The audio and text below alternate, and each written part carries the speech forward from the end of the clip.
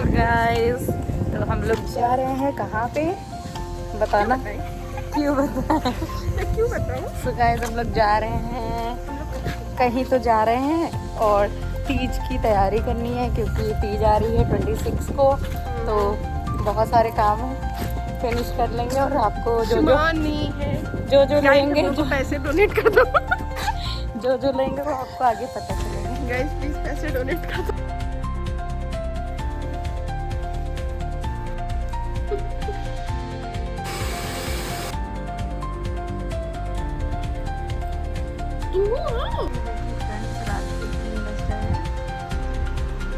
ये देखिए सिद्धू का हाल, ये देखिए 3 बजे रात में बनाना खा रही हूँ।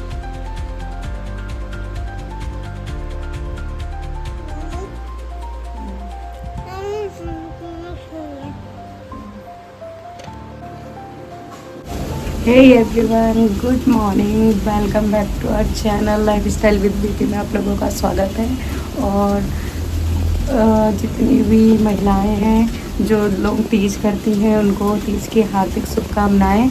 आप लोगों को कजरी तीज की बहुत बहुत बधाई। और गाइस आज मेरा भी फास्ट है और मेरी ये देखिए मेहंदी कितना सुंदर कलर आया है। और सुबह की पूजा मेरी हो चुकी है नहा के।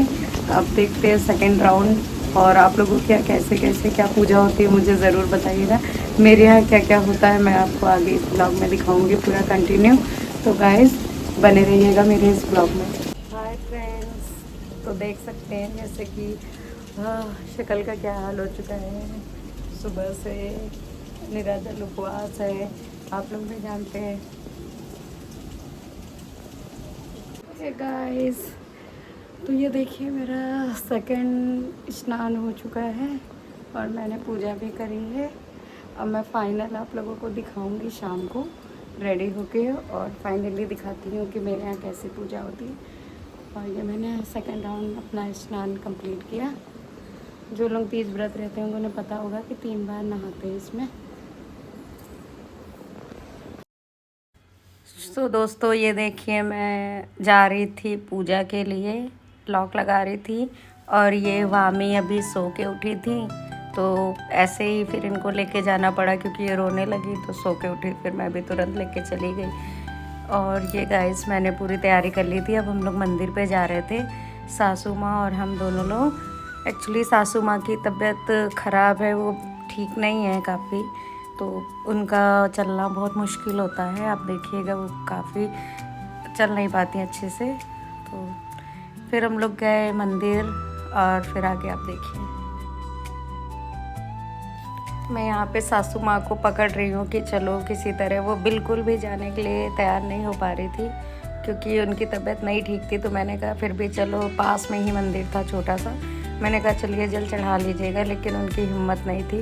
देखिएगा यहाँ तक आई हैं सासू माँ, फिर उसके बाद उन्हें चक्कर आने लगा और वो चल नहीं पा रही थी। उन्होंने कहा कि अब वो नहीं जा पाएंगी। तो मैंने कहा ठीक है मम्मी आप घर चली जाओ, मैं चली जाऊंगी। तो देखिए अब मम्मी जा रही हैं वापस। यहाँ मैं और सिज्जू के चाचू, हम 3 लोग आए थे।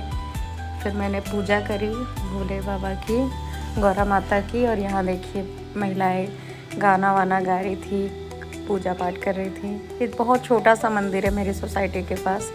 फिर मैंने वहाँ पे जल चढ़ाया, पूजा करी, बस फिर मैं वापस आ रही थी।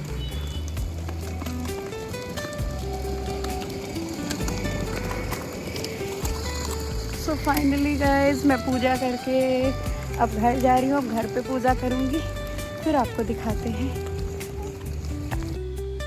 फिर मैं घर आके मैंने घर पे पूजा करी क्योंकि सासू माँ तो फिर जल नहीं चढ़ा पाई और पूजा नहीं कर पाई थी, इसलिए फिर मैंने घर पे आके और पूरा ऐसे मंडप सजाया, फिर पूजा करी। और देखिए मम्मी कैसे देख रही। मम्मी एक्चुअली काफ़ी ज़्यादा बीमार है और फिर वो निराजल व्रत रहना थोड़ा सा टफ हो जाता है इस एज में, लेकिन फिर भी उन्होंने बहुत अच्छे से सब कुछ किया। और मम्मी ने जैसा जो बताया फिर मैंने भी वही किया आगे आगे। देखिएगा फिर हम सास बहू ने मिलके पूजा करी और बहुत अच्छे से ये पूजा संपन्न हुई है। और पतिदेव जी तो जैसा आप लोग जानते हैं कि बाहर रहते हैं, तो वो तो थे नहीं। तो फिर मैंने और मम्मी ने ही पूजा करी और ईश्वर ऐसे ही सबकी सुहाग को बनाए रखे, अच्छा रखे, सबकी मनोकामना पूर्ण करे भगवान भोलेनाथ। तो मैंने भी बस उनसे यही मांगा कि हमेशा हम लोग ऐसे ही व्रत करते रहे और मेरे पति को लंबी आयु दे, सब कुछ अच्छा रखे उनका। बस यही सब मनोकामना के साथ पूजा करी, पूजा संपन्न हुई।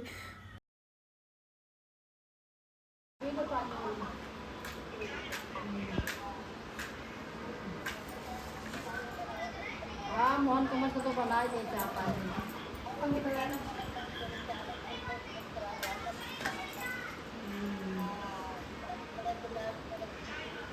ठीक है ठीक है मैं करी खाना।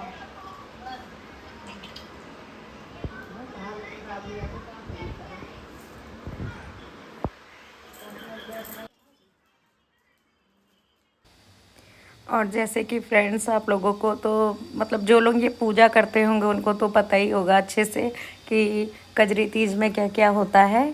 फिर भी मेरा जो मेरे घर में जैसा रिचुअल होता है मैं आपको वो बताती हूँ। हम लोगों के यहाँ पूरा ऐसे सुहाग का जितना भी सामान होता है वो गौरा माता को चढ़ाते हैं, ताकि हमारा सुहाग हमेशा ऐसे ही बना रहे, और इसको पूरा दान किया जाता है।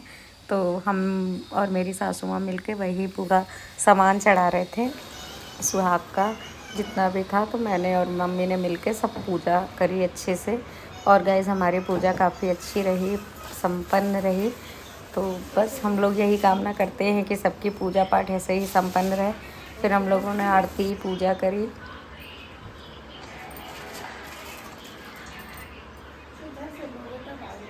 और मैं बारे में मैं आपकी राय जानना चाहता हूँ। नारद जी की बात सुनकर परिवार राज अति प्रसन्नता के साथ बोले, हे नारद जी, यदि स्वयं भगवान विष्णु। और फ्रेंड्स, यहाँ पे मैं कथा पढ़ रही थी, मेरे पास किताब नहीं थी तो मैं फ़ोन में ही कथा पढ़ रही थी। और शिव जी पार्वती जी से कहते हैं, तुम्हारे पिता की स्वीकृति पाकर नारद जी विष्णु जी के पास गए और यह शुभ समाचार सुनाया। लेकिन जब मैं तुम्हें इस विवाह के बारे में पता चला, फिर मैंने मम्मी से यहाँ पे सुहाग लिया, जो कि बहुत ही ज़्यादा शुभ माना जाता है सासू माँ से ही सुहाग लेना। तो मैंने पहले गौरा माता से सुहाग लिया, फिर अपनी सासू माँ से सुहाग लिया। और फ्रेंड्स, अभी तक तो मेरी हालत पूरी ख़राब हो चुकी थी, फिर मैंने अपना आशीर्वाद लिया सासू माँ से। और फ्रेंड्स, उसके बाद हम सास बहू फिर पूजा संपन्न करके फिर हम लोगों ने थोड़ी फ़ोटोज़ वगैरह क्लिक कराई। और ये आप देख सकते हैं कि वामी पीछे पीछे, और भाई वामी ने तो बहुत परेशान किया। कल पूजा करना ही मुश्किल कर रखा था हम लोगों का। जितना भी सामान था सब फेंकना, बेकार करना।